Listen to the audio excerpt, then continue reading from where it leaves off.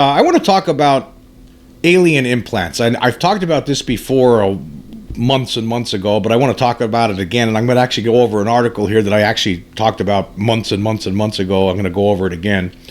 And this was with regard to Dr. Roger Leir. And basically, he was someone who believes in the phenomenon. He had enough information. He studied this topic enough to understand that there's most certainly something strange going on, that there is some sort of a presence on this planet that's not human, that is actually involved itself with the human race and is up to something, and that there are. And he's a surgeon, and he removed implants from different alien abductees. And there was a film that was produced by filmmaker Jeremy Corbell several years ago. It was released, and it was called Patient 17. And actually, by the time this movie came out, Roger Leir had already passed away. But it talks about, the movie was called Patient 17 because that was the 17th patient that Dr. Roger Leir had removed an implant from that was allegedly alien in nature. And I want to talk about this because I think, and this isn't to alarm anybody, but it's just, I think it's something that should be talked about. What's going on with alien implants? There are things that are removed from the bodies of people that are abducted by aliens, and these objects are unearthly in origin. They're hard that we don't understand what they're about.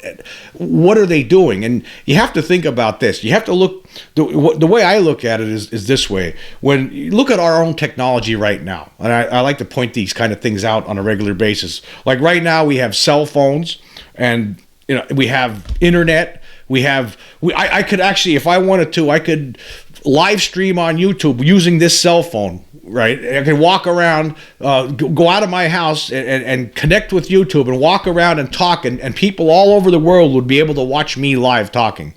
20 years ago, this kind of technology, people couldn't do this. 10 years ago, and the technology keeps improving. We keep improving with these kind of things. Now they're talking about putting implants in people's brains where people could, there's all kinds of things. There's all kinds of crazy directions we're heading with technology. So if you're advanced by, say, 1 million years, what do they have available to them? It's very possible that in some of us, people who are abducted by aliens, some people who know they are abducted by aliens, some people who don't know they are abducted by aliens, over time, these people, obviously, some of these people, there must be a reason for the implant. Like a lot of us say, well, it's just be like an animal. The way we go out, we tranquilize a bear or something, and we put an implant in it so we could track it. And some people say that that's what the aliens are doing with humans. So I don't know. It's very possible I have an implant in me and I don't even know it. I don't know. There could be. I never was examined for one. I don't I did have that experience when I was a kid, but I don't know if there was ever an implant put in me. I mean, for all I know, I could be getting abducted. I could have been getting abducted numerous times over my life, and I just have no recollection of it. And that's how it is. I believe that that's very possible because, like I always talk about, when I was a kid, with that incident when I was a kid, whatever the capabilities that they had, they were able to basically conk everyone out in my entire household at that time. At that time, there was 4 kids and 2 adults, and I was the only one who was awake for some reason. Everyone else was conked out, and they would not respond. They would not respond to screaming and hollering. Nothing would wake them up. I had another sister. She would have been born later on that year in November. So, but these beings have the ability to do lots of different things. I mean, people forget. I mean, when they go into a house and they're going to abduct someone, they have, according to different reports from people who have been abducted and recovered their memories under hypnosis, somehow these beings are able to knock out everyone else in the house. They're able to basically turn them off, like shutting off a light switch. So if they have the ability to do those kind of things, we can't even imagine what these implants might be able to do. Like for instance, if there was an implant in me, there's a possibility they could see everything that I see right now. The technology that they have could possibly be so advanced that they know exactly what's going on in everyone's life at any moment that they have abducted and installed these implants in. It's almost like a god tool, a God vision. You know, it's basically they know exactly what you're doing and what you're up to and everything that you do. It's very possible. You could be sitting talking, like if you're an alien abductee and you have an implant in you, you could be, everything that you do could be being watched at any time, recorded at any time. I mean, basically, as humans, we could do these kind of things in a way. I mean, if some government agents wanted to put cameras in your house and spy on you, and they would be able to watch in every single room, and you don't see them, you don't see the cameras, they'd be able to see what you're doing, what you're up to at all times. So, and that's that's what kind of the technology that we have. But if they're using these implants, there must be something that they can do that we just don't understand. But anyway, here's this article. I'm going to go through some of this article. This was published in 2017 after Patient 17 came out. And this was in Vice.com. It says, and it was about the documentary. It says, in 1992, a now infamous study claimed that as many as 3.7 million Americans may suffer from UFO abduction syndrome, or the belief that they had an encounter with extraterrestrial visitors. This study has been criticized on both methodical and logical grounds, but there is no doubt that people who claim to have been abducted by aliens exist in significant numbers. Well, let's just stop there for a second. Okay, now a lot of researchers, they say, this is impossible. We don't believe, because they don't believe it, because the researchers don't believe it, then they don't have real proof for it, according to a lot of debunkers and skeptics. Well, then that means it's not real.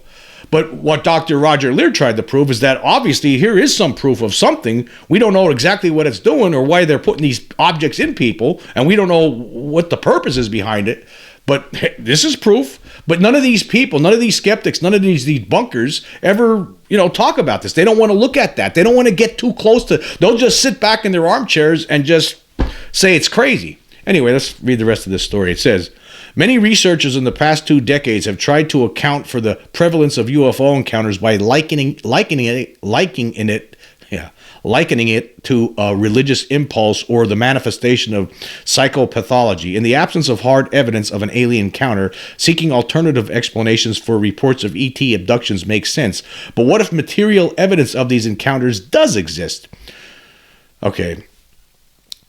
Again, they're saying here, they're putting this forward. In the absence of hard evidence of an alien encounter, seeking alternative explanations for reports of ET abductions makes sense. Okay, I can understand. When you don't have any sort of proof and there's no evidence and all you have is somebody's word, well, we could just say, well, the guy must be crazy, or maybe it was a hallucination, or maybe the guy was on drugs or drunk or something like that. Okay, I get it, but at the same time, they're all over the years with articles like this, and people in the mainstream fail to understand is that there is evidence in addition to implants. There is evidence. There's physical trace evidence. There's these objects, flying saucers or other strange craft that land, leave marks on the ground, burn up vegetation. We talk about this all the time, but no skeptics or debunkers want to ever talk about that. They don't want to acknowledge that. They don't want to even study it. They just dismiss it because they don't want to go there. They never go beyond a certain level of investigation, and they just won't cross certain lines because they want to stay where they are. They don't want to believe in this. They don't like the idea of it, so that's why they stay where they are, sit back in their armchair and just criticize everything else, even though there's people out there like the late Dr. Roger Leir, who actually investigated this, had the guts to look into this stuff and try to figure it out. Anyway, continuing. It says, this is the conceit of Patient 17, a new documentary released last month by Jeremy Corbell. Patient 17 chronicles the final surgery of Roger Leir, a foot surgeon and prominent ufologist who claimed to remove extraterrestrial nanotechnology that had been embedded in his patients. The documentary is a poignant eulogy for Leir, who passed away during filming. He had spent a large part of his career striving to make the study of UFOs and alien abductions a scientific endeavor. For those who claim to have been abducted by extraterrestrials, Leir's surgeries provided a bridge, however shaky, between their visceral personal experiences and non-human intelligences and the hard evidence needed to prove the reality of extraterrestrial encounters. Mainstream scientists continue to be skeptical of Leir's work, however. They dismiss his alleged off-world off-world implants as terrestrial objects, which has made his work the subject of some controversy. Yeah, but why would they do? Okay, let's stop there. Why do mainstream scientists dismiss it? They didn't investigate any of this. Why haven't they ever investigated these things? Because they don't want to. They don't want to look at the evidence. Again, they just want to rather sit back and pretend it's not going on. That's what they always do.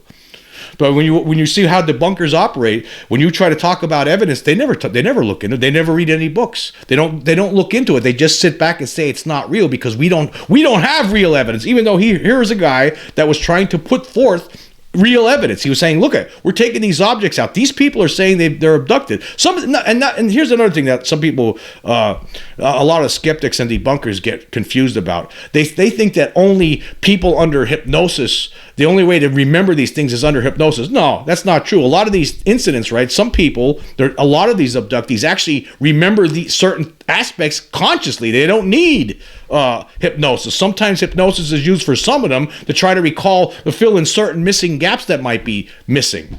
So again, these people, the people that always sit back and say, "Oh, there's nothing to this, and there's no point in even, this is all bogus." They never do any research themselves. They don't want to look into it, even though there's millions of people who have said that they've encountered alien beings, and I'm one of them. I'm one of the people that said, I'm telling people right now, I encountered an alien being in 1977 for sure. There's no doubt in my mind. There was an alien being that showed up in my bedroom. I did not know it at the time. It took me 10 years to figure it out, but I'm one of those people that encountered an alien being. All right, continuing with this. It says, when Lear set out to make Patient 17, Corbell told me he was skeptical about alien implant technology, but he had no doubt that UFOs are real and piloted by non-human intelligences. I was working on documenting the fields of nanotechnology and advanced propulsion and how they relate to the UFO phenomenon, Corbell told me. I really didn't want to make a movie about an alleged alien implant technology, and I didn't know what to think at the time. I just figured I would get to the bottom of this whole thing within a matter of weeks. I was wrong. In an effort to shed light on the mystery of supposed off-world implant technologies, Corbell tagged along with Lear and the anonymous Patient 17, who Corbell described as just your average guy, as they prepared for the surgical removal and analysis of a small piece of mysterious metal that was found to be embedded in Patient 17's shin.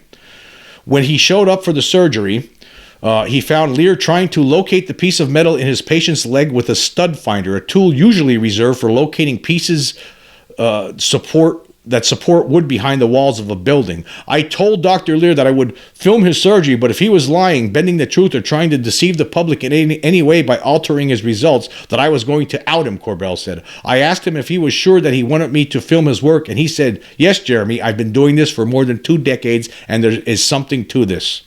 Patient 17 was also skeptical about the patient himself, the patient in this documentary, if you've ever seen it. If you haven't seen the movie Patient 17, you should really sit down and watch it. It's incredibly interesting.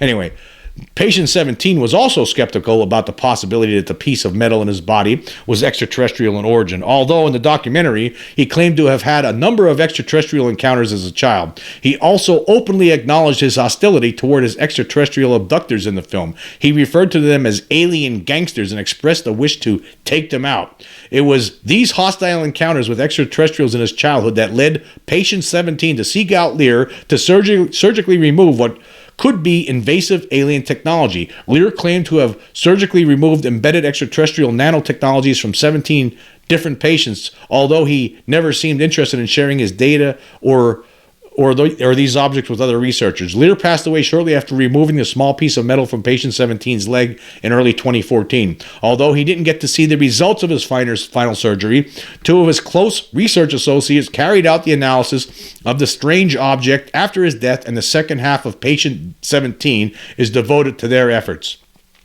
Lear's working theory was that the devices embedded in his patients were sophisticated nanotechnologies created by extraterrestrials. According to Lear, instead of radio signals, these devices emit so-called scalar waves, a type of electromagnetic radiation that has never been proven to exist and as such cannot be detected by human radio instruments. The last serious physicist to entertain the possibility that scalar waves exist was Nikola Tesla, who had no shortage of strange and scientifically dubious ideas. Anyway, the device found in Patient 17's leg is more than a little odd in terms of its composition.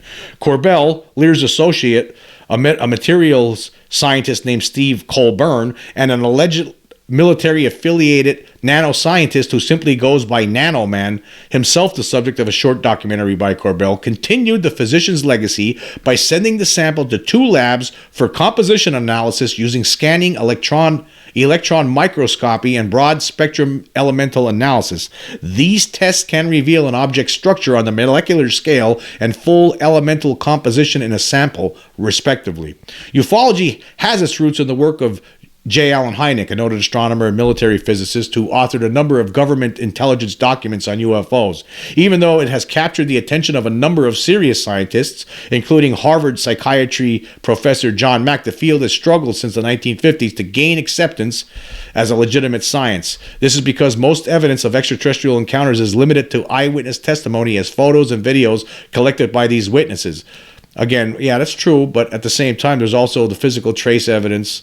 There's a lot of different evidence. I mean, you can't deny that something's been going on. Too much evidence has amassed by this point. I mean, we're just being really dumb at this point. You're really stupid to just pretend that there's nothing going on here. As a whole, of course, some of us believe the reality. I'm just stopping here for a second. Of course, some of us believe in this reality and understand that there is something here. But we know that there's a lot of people who are on the fence with it, and there's a lot of others who just don't accept it at all. They just think it's silly.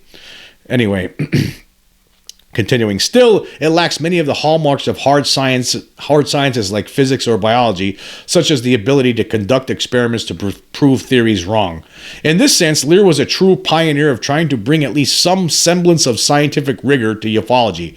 He regarded these alleged off-world implants as the hard evidence that could either prove or disprove extraterrestrial visitations to Earth. Yet, as skeptics like Joe Nickell have pointed out, Lear's reluctance to share his results or the supposed alien implants he has removed with other researchers for further analysis is anti-scientific and makes his claims seem all the more dubious. Well, let's just stop there for a second. You know, a lot of times when people find incredible objects like implants and things like that, or alleged alien materials from a craft or something like that, and they send it out somewhere to a different lab, sometimes they disappear. The government never returns them. Somehow the government gets involved, and you never gets the stuff or gets returned. So there must have been some reasons behind why Lear wouldn't give it to someone like Joe Nickell. Joe Nickell's like one of the biggest debunkers, UFO debunkers who ever lived. I wouldn't give him any information on this. I wouldn't provide him with any stuff. But again, you know, Nichols should be conducting his own experiments. He should be doing his own work on this to try to disprove it. Why does he need to use someone else's stuff? Why can't he be meeting with the alien abductees and sitting with and working with? Why couldn't he work with someone like Lear? Work side by side to try to get to the bottom of it, one way or the other, because he doesn't want to. He just wants to come up with bogus explanations for the whole phenomenon. Continuing here, it says, Corbell, however, argued that Lear wasn't trying to hide his results. Dr. Lear was absolutely not reluctant to share his work, Corbell said in an email. People just weren't listening, including me. Without spoiling the film, let it suffice to say the results from Lear's science experiments in patient 17 are definitely strange. The object in patient 17's leg had a number of hallmarks of an extraterrestrial object as far as its elemental composition is concerned, but this is far from conclusive evidence. As events became stranger following Lear's death, Corbell was left with more unresolved questions than he started with. In an effort to make sense of the lab analysis of the object from patient 17's leg, Corbell reached out to 2 outside experts, including UCLA meteorite expert Alan Rubin, who he said were unwilling to go on camera to talk about possible alien technology. When Corbell presented them with the results from the labs, he said they were puzzled, but ultimately concluded that more tests would have to be done to determine whether the object was extraterrestrial in origin. According to Corbell, shortly after he finished shooting, Colburn, who took possession of the object from patient 17's leg after Lear's death, stopped responding to Corbell or patient 17's calls and emails. Colburn had effectively disappeared and taken the only hope of solving his mystery with him. Corbell said he didn't hear from Colburn for 2 years, but shortly before the release of patient 17, the two re-established contact, and now Corbell is in possession of the object from patient 17's leg. Corbell said he plans to repeat the initial tests run on the object to ensure they weren't false positives before exploring other tests that will ultimately determine whether the small metallic thing is from Earth. Okay, I'm just going to stop. There's a little bit more to that article, but I'm going to stop there. But I came across this other article, and again, this was from Ohio State University. This was written by a student, apparently, and it was I'll leave the link for this too. This was under the psychology of extraordinary beliefs. So this was someone writing about the beliefs of alien abduction, and this person, Julia Strand, her name was, talked about patient 17. And again, this is written by someone who doesn't believe in this, but it goes to the psychology of it. Why would somebody believe in this when it isn't true? Kind of. But she does what Julia Strand does do. She does lay out, some of the things from the movie, and I'll go through that first. It says here, alien nanotechnology, which is believed to be pieces of evidence embedded into abducted humans by extraterrestrials. There is a documentary called Patient 17, which shows Dr. Roger Lear's 17th surgery removal of extraterrestrial implants. With more than half the people in the world believing that aliens exist, Dr. Roger Lear is not alone in his belief. This information has been found and studied through the pieces found in these abductees. Over the past 2 decades, researchers have been exploring the belief that these encounters may in fact be true. During the documentary of Patient 17, Lear came to find that the extraterrestrial implant that was inside of his patient was made of a total of 36 elements, which is far greater than any industrial form of article. Lear also shared in his documentary how it wasn't his documentary, it was Corbell's documentary. See, this person didn't really do the research here. This person actually wrote this with the idea of just trying to find basically wanted to say that this is all psychological. There must be psychological problems for people who believe in these kind of things, that believe in these kind of stories. It says Lear also shared in his documentary how the isotopic ratios of zinc-64 and zinc-66 would indicate that these elements could not have been made possible from elements found here on Earth. The case against this belief would be that there is no legitimate evidence that is able to be backed up scientifically. Lear also was very stringent when it came to sharing his research, which never sits well in the scientific world. And again, as we just learned in that article, that you have people accusing him of not wanting to work with them when he was he would share his work with them. Someone like Joe Nichols should be going. What Nichols wants is, hey, send me that thing and I'll look at it. How could you trust someone like that? Because they don't. Then he'll replace it with a different piece of object. You need to be all together on this. You just can't have someone looking at this, handing it off to a debunker who might just lose it by accident or something like that. Because again, debunkers don't want the truth on this to come out. They don't want to believe this themselves. They can't handle it. They can't deal with this idea that there's an extraterrestrial presence here. They can't, even though, at this stage of the game, if you don't realize that there's something else going on here, right, then you're just real dense.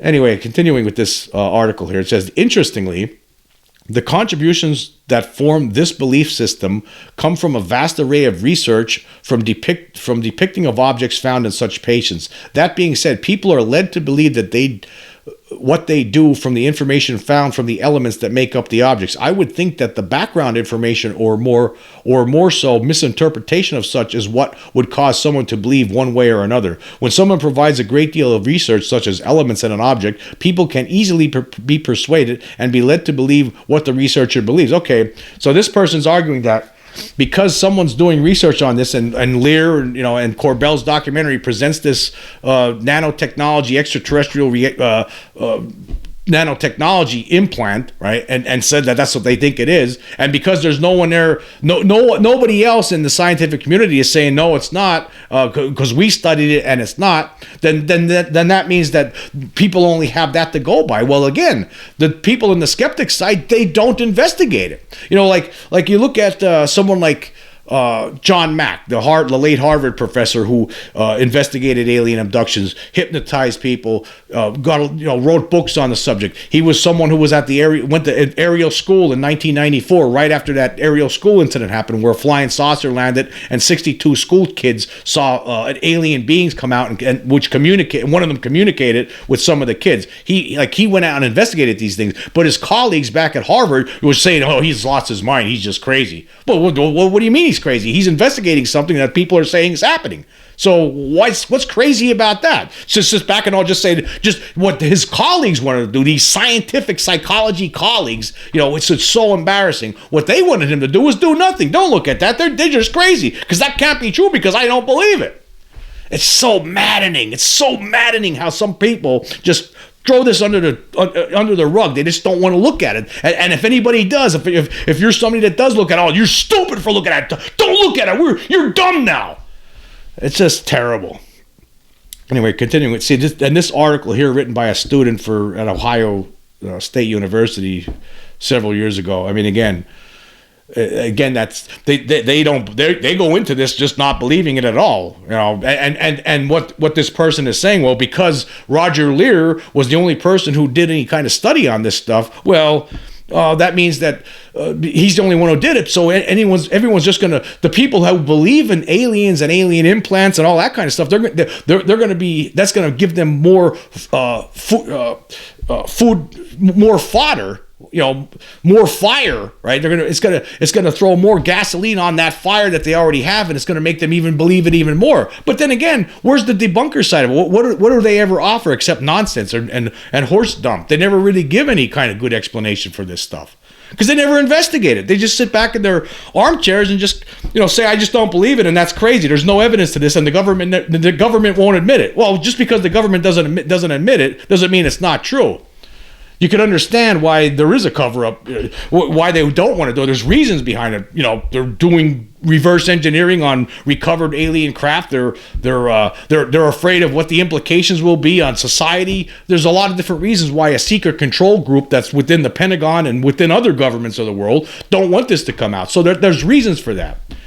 But these people, the people, the skeptics, the debunkers, they want to keep it that way because that they don't like this. They don't like it. Well, who does like it, really? Who does like it? At the same time, you know, I'm not sure I like it. I just think it's fascinating. I just know it's true. I want the human race to just accept this reality already, because I'm tired of this. Anyway, let's read the rest of this thing here. It says here, I'll read the last sentence because I got off there on a tangent. It says the community of believers come from those who also believe in UFOs and aliens, and that they do in fact exist. There are multiple social influences that have contributed to this growing belief system, especially over the past couple of years. Media is a huge form of influence through movies, TV shows, and anything that even talks about them. Even if they are not projecting them to be real or not, it still puts the thought out there. Well, I beg to differ on that. There's also a lot of people that actually seen these things with their own eyes and know for a fact, you know, have confirmation. You know, they have actual, they've seen these things with their own eyeballs, or experienced these beings up close and personal. I did. I saw a craft in 1994. I saw a being in 1997, and in 2007 I had another encounter, which I'm not sure, I think it was an alien encounter, but it's, you know, I've talked about that when I was living in Hawaii, and my dog disappeared mysteriously and reappeared 2.5 hours later. But those first two incidents, for sure, I am absolutely certain that they were non-human intelligences were behind them, because that thing in my room, whatever it wasn't human. Okay, continuing here, it says the psychological explanations for the belief system is compromised by research that could not be explained by any other reasoning than what Dr. Roger Lear has concluded. Well, let's just stop there for a second. Roger Lear didn't know what they were doing. He just believes that there's some sort of nanotechnology. He's just speculating on what they possibly are. That they give out scalar waves and that kind of thing. He doesn't know. He's just saying that these implants were put into people. And that here's the other thing: they were put into people, and there was no reaction from the body. In fact, like nerves and stuff would connect with these little objects inside them, like it wasn't there. It didn't cause any kind of irritation. There was no evidence of like it was part of it also actually became part of the body. Like, unlike if you get a wood splinter, it's always going to be an irritant in your body that your body's going to constantly reject. For some reason, these alien implants, they do not get rejected by the human body. So that what makes this even more fascinating. So you have these people who claim to be abducted by aliens, and then they find these objects in them that don't make any sense, and they have isotopic ratios that are obviously not. The one scientist on that program, on that documentary, Patient 17, said it couldn't even be from this galaxy. Anyway, continuing. The elements found in these objects highlight one of the bigger psychological explanations for this belief. For there to be no other explanation of the combination of elements and the complexity of the whole, it makes it seem easier to believe. I feel as though the biggest psychological explanation this belief has would be the cognitive dissonance someone experiences to lead them to have to change their perspective. Again, that doesn't make any sense. It doesn't make any sense. But I mean, this is just somebody who an armchair writer on this who really didn't do much research on it. Watched the documentary and decided to write this as probably some project for while in college. I mean, this is just, again, this isn't someone who's really studied this, but this is how some people see it. Because they just can't, they believe there must be some other reason, because other answers out there. Because when, like for instance, I'm presenting information on my podcast on a regular basis. I'm talking about an encounter, like a lot of the things I talk about, some of my personal experience. For instance, the 1977 encounter I had with an alien being, and then in 1994 during a fishing trip, most certainly an extraterrestrial craft of some sort, something that was that could not have been made by mankind because it was just way too advanced for to be. We just don't have anything that like what I saw in 1994 that could fly around with no big as a house and fly around without making any sound and move extremely close to trees and things like that. There's just no way. But because I'm saying this, right, there is no other answer. So some people, what this person's saying, some people who hear me saying this, because there is no other answers for this. There are no other answers. Well, one of the answers a debunker could say, well, this guy's just lying. No, I'm not lying, right? Or they could say, well, this guy's just crazy. Maybe he was high on drugs. No, that's not the case. That's just not the case. And here's the other thing you got to keep in mind. It's not just me. There's just so many other cases, so many other witnesses. It's unbelievable. How many out there, how many cases out there, we don't even know. We have no idea. Like some people, I know there has to be, there's no question in my mind, there's people that don't report these things. I didn't report my 1994 encounter anywhere except when the first time I ever talked about it publicly was in the early 2000s when I was writing for a newspaper and I wrote a column about it. I reported on that and the 1977 encounter that I had with the alien. But here's the thing, there's just so much stuff out there. There's enough information. If you did the research on this, you would understand that there's something going on, that all these people couldn't be liars or crazy or drunk. I mean, these are regular people. It could happen to anybody. A lot of times, how many stories do you hear where there were somebody who experiences something and up until that point, they never believed any of this stuff. They thought it was crazy. They never even thought about it. Then all of a sudden, they have their own experience and then they realize, oh my God, this is real. That could be, if you're a person out there who doesn't believe it, that could be you in the future at some point. There's, it just happens. But I guess what I'm going to talk about is, what does this nanotechnology do? What's the purpose behind it? Yeah, it could be tracking, could be for tracking. We could speculate all on so many different ways here, but it could also be beyond just tracking. I'm sure that's part of it. Why wouldn't it be? If they wanted, if I say, for instance, I have an implant in me, that this way, that whoever these beings are, when they're ready to, abduct me again for whatever reason, right? Then that's how they're able to find me where I'm at. I mean, for all I know, maybe the reason that they showed up in 1994 when I was fishing, maybe that they were looking for me. Maybe I had an implant and that's why they came. I don't know. I'm just speculating. I don't know that for sure, but I'm just saying it could be. Who knows? But the thing is what does that object do beyond just tracking it? I'm sure there's a lot of other things that we just have no idea. The technology that they would have available. When you look at what we have available right now, like I said, I could take this phone that I have in my hand right now. This is in the 70s and 80s, right? Into the 90s, this would have seemed impossible, right? It would have seemed, I mean, back then, if you were to tell somebody you're going to be able to do that would sound crazy, that I could take this phone and start live streaming to millions of people across the world on YouTube, and people would see me live talking. That, I mean, before phones, I mean, the only way to do something like that, you had to have big, bulky TV cameras and TV crews, people with lots of money. That's the only way you could have done something like that, and the only place it would go would be to a TV station, because there was no internet. So now we have these, and just so you see how we're advancing. So what kind of technology does this nanotechnology, these alien implants, what does it involve? What can it do? And that, like I said, right now, people that have an implant in them, these aliens could be recording everything about your heartbeat, your health. They could see and hear everything, your thoughts. They could be queuing in. As crazy, as insane as that sounds, that could be what's going on. They could be just studying us that way. They could be trying to figure out everything about a person with one of these things. As crazy as that sounds, we just don't know. But I'm just going by where we're at as the human race. If we're able to get to this far at this point, and pretty quickly, you look back at 100 years, you think that anybody would even... 100 years ago, 1923, people were just starting to get radios at the time. Radio was just starting to become a big thing at the time. This was before, the TV didn't start coming till the late 40s when people started buying them. And it really didn't take off until the 50s. Then in the early 50s. And now look where we're at. Real quick. Within 100 years, look at the advancements that we have. So what are these aliens capable of doing?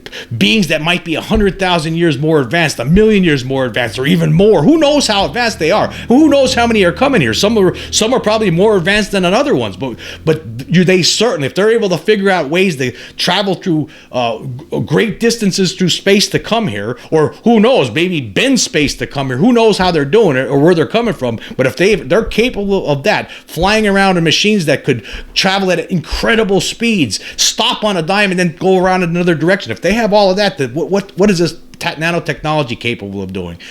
I believe that if you were to sit down and start really thinking about it, it's capable of doing some things that could be really scary in a way.